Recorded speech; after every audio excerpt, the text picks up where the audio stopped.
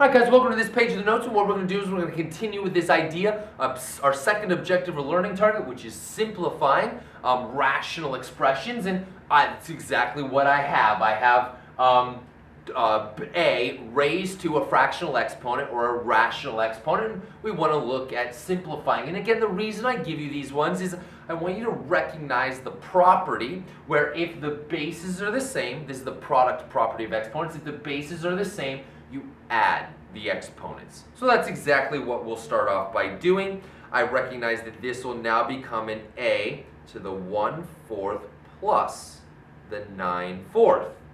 Okay, well, because I have fractional exponents, in order to add fractions, you must have a common denominator, which I do. If you didn't have a common denominator, then you'd figure out what the least common multiple is to get you that common denominator, multiply each fraction by whatever you need to multiply to get the common denominator. You guys know how to add fractions as Algebra 2. We won't spend time on that. But 1/4 plus 9/4, well, now I add the numerators, keep the common denominator. 1 plus 9 would be 10/4. So this is going to be a to the 10/4 power. All right, well, I can rewrite that guy as a radical, recognizing the 10 stays the exponent. The 4 becomes the index. So this will be the 4th root of a to the 10th. Okay, but 10 is not evenly divisible by 4, but that's okay. I can rewrite 10 as something that is divisible by 4. In fact, I can rewrite it as an a to the 8th times an a squared, right? 8 plus 2 is 10, and 8 is divisible by 4. So we go ahead and simplify this. 8 divided by 4 is a 2, so I wind up with an a squared. And then because there is no way to rewrite an a squared so that it is divisible by 4, it's not possible, I will simply leave it as the 4th root of a squared. So I'll have the 4th root of a squared.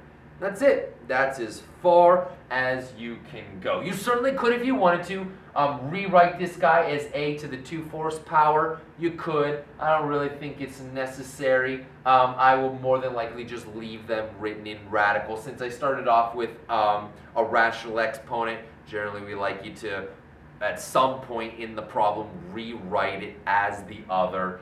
So since I started off as an exponential, rational exponential function expression, I'll finish off as a radical expression.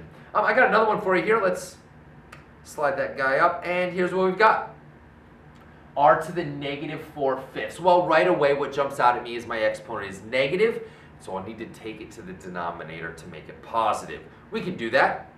That'll give me 1 over r to the 4/5. And then I recognize, well, my denominator is a 5, which means it's a 5th root. So 1 over the 5th root of r to the 4th.